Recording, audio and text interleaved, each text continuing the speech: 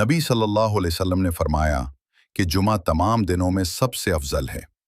اللہ تعالیٰ نے اس دن کو برکت، رحمت اور فضیلت سے بھر دیا۔ یہ دن مومن کے لیے عید کا دن ہے۔ اسی دن اللہ تعالیٰ نے حضرت آدم کو پیدا فرمایا۔ یہ انسانیت کے آغاز اور تخلیق بشر کا دن ہے۔ یہ دن ہمیں یاد دلاتا ہے کہ انسان اللہ کی سب سے عظیم تخلیق ہے۔ اسی دن آدم کو جنت میں داخل کیا گیا، جہاں نہ غم تھا نہ دکھ۔ یہ دن نعمت، امن اور سکون کی یاد دلاتا ہے۔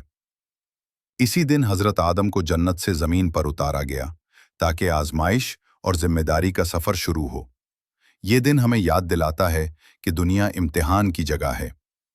قیامت بھی جمعہ کے دن قائم ہوگی، یعنی جس دن تخلیق ہوئی اسی دن انجام بھی ہوگا۔ یہ دن ہمیں آخرت کی یاد دلاتا ہے۔